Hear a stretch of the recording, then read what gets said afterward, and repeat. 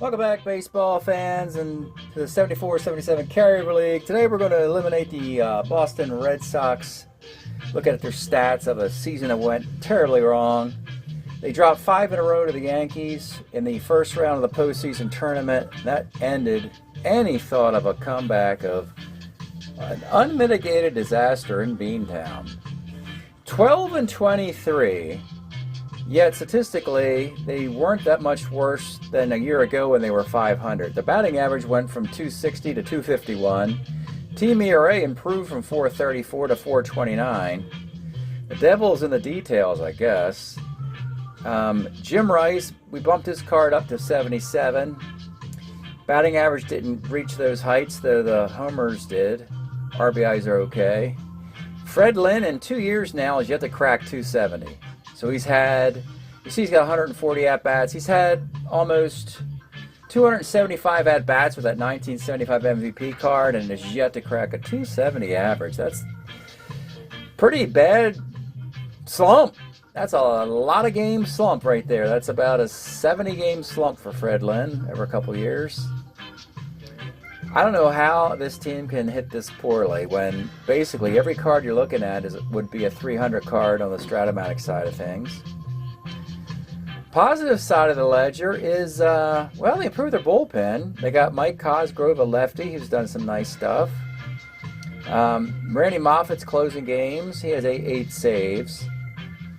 Dick Pole was decent in the bullpen as well. The struggles, the top 3 pitchers on the team were terrible. They bumped Louis Tiant's card up to his 76 card. It didn't matter. He was still getting rocked. Roger Moret went 0-5. Bill Lee was terrible. Who else did they improve? They improved Rice. They improved Tiant.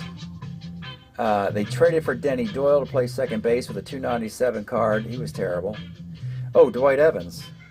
Yeah, Dwight Evans. 222.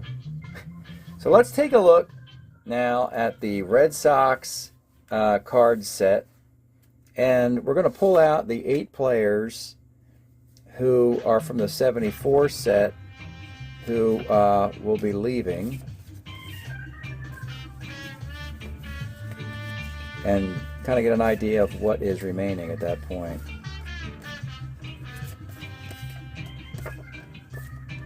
And as I do this, it's like, it's not a bad gig. I think they're not losing any of the more meaningful players, or if they do, they certainly can bring them back. So as far as hitters and pitchers go, they're going to bring back 8 hitters and 4 pitchers. So if you're Boston, you're all for that. So we have the catcher. We can move Cooper to first for the moment. Doyle to second. Left side of the infield needs to be replaced. Then you have Rice, Lynn, Evans. You got a DH, and you got Dillard in the utility infield spot. And you have Moffitt. Okay. So Mitchell could be a decent DH. It's not a big deal. He's fine. No reason to replace him. He has a lot of power over there. Fisk has a great 75 card, so we're happy with that. Cooper is now the default first baseman until we figure out which Yastrzemski card we'll pick up next year. Doyle is good for another year at second base. Again, you're going to see a lot of the 75 Red Sox here. And next year is going to be the big year for them. If they don't do it next year, they probably won't do it at all. Dillard's a nice utility player, believe it or not. 275 at second, third, and short. The monster Jim Rice card, believe it or not, they might actually bump him up again to the MVP card of 78, where he hits 46 home runs. Mostly because they have a top 8 pick in this draft.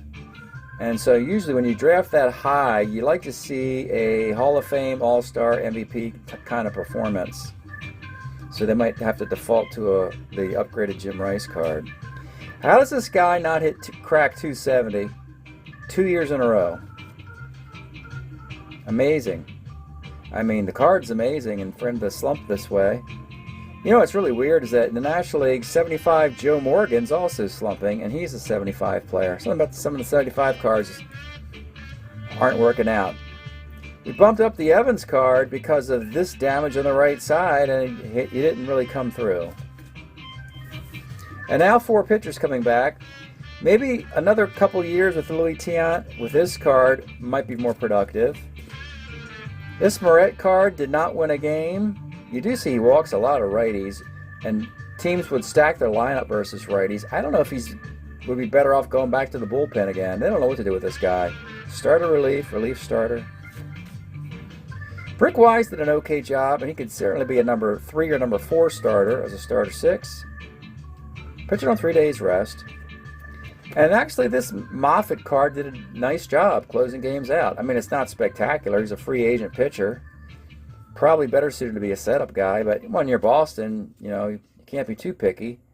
And those numbers are pretty darn good for a closer. We know Boston shuffled through guys like Mark Clear and Bill Campbell, and with mixed results during the timeline. So now we'll take a look at the stats of the 8 players who are leaving and see who they decide to keep, waive, and retire. All right, the first player we'll look at is Rick Burleson. And 74 card we played, had the good batting average, Rookie of the Year votes. 75, the average dips a little bit, but his defense gets better. Of course, he's on a World Series team. 76 is going to be the highest. 77, he's an All-Star with MVP votes. Doesn't get a Gold Glove until 79. That year is too far away. Struggles in 78. So it seems like, you know, 77 or 76 cards will be taken. Moreover, the thing we need to know the most is he will continue as a Red Sox. So we come over to the roster sheet, and if it's a guy you want to keep, you give him a $10,000 keeper contract, and you have 4 keepers, 2 guys to put on waivers, and 2 guys to put on retirement. Next up is Fred Kendall, who was a free agent they brought in with the 74 card. And he does have a 75 card, so he can be put on waivers. And generally, that's the general plan. If a guy is waiver eligible, you put him there before you retire him. But you practically have no need for him anymore, as Boston has Fisk, and they generally get a different backup catcher every year now that their traditional backup catcher, Bob Montgomery's gone. So he's on waivers. Next up is Petrocelli. So, 75, he's on that World Series team, but the numbers do wane, and it's bad in 76. I kind of think if he's good defensively, you keep him on the team for that one more crack at it, as we say, one more chance at that 75 World Series win. I would keep him. There's an option that he might be put on waivers. There's an option that he could be put on waivers with a handshake agreement that says, hey, if nobody claims you on waivers, we'll invite you back. But for right now, let's put him on the keeper list, and if we find better keepers, then certainly he will move over. Here's another no-brainer with Yastrzemski. Just a matter of choosing a year. And 77 seems to be that one. It was unavailable in the past draft because Red Sox went in a different direction with Jim Rice and Dwight Evans. But they can now go to that 77 Yaz card. Gold Glove, I'm assuming it's in left field. That would make Jim Rice a DH, where he's probably better suited to be. Again, no-brainer territory here, so we'll just keep moving, keeping Yastrzemski. So now we got 4 pitchers to consider.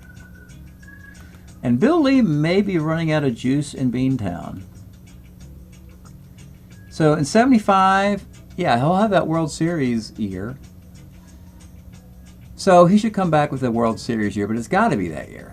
You see, because in 76 he gets knocked around. 77's not that great. Actually, 78, Bill Lee in Boston and 177 innings is not bad, really. 145 whip. Funny thing that the best years here might be with the Expos, though. But I think Bill Lee comes back. Again, we're still pushing the narrative of the Red Sox in the 75 series. So any member of that team should probably be invited back. All right. Dick Pole was with the Sox. He might be the exception to say, well, we don't want you back. He's just a guy, we like to say. And they settled for him in the bullpen when they exhausted up all their draft picks and had to sign an undrafted free agent, and he was the one. And he has the same performance in 76, a little worse in 75. So, frankly, he is more of the handshake agreement player. He will have strat cards, so you put him on waivers.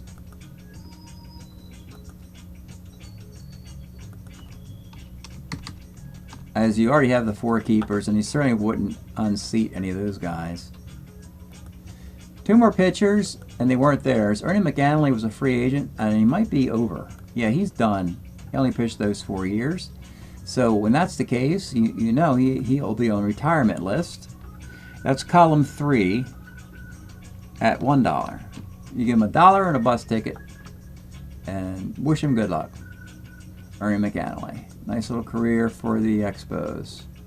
And then Mike Cosgrove, he might have another year left in him. He actually does. He's got a nice 75 card.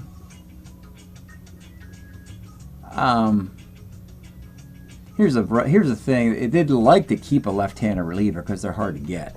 There's not a lot. I mean, to find a quality lefty reliever like Cosgrove in 74. But he's not really Boston's property. And again, the same thing. We really want to go with traditional Sox. You know, Burleson, Yaz, and Lee seem like locks. And I would say I'd rather have...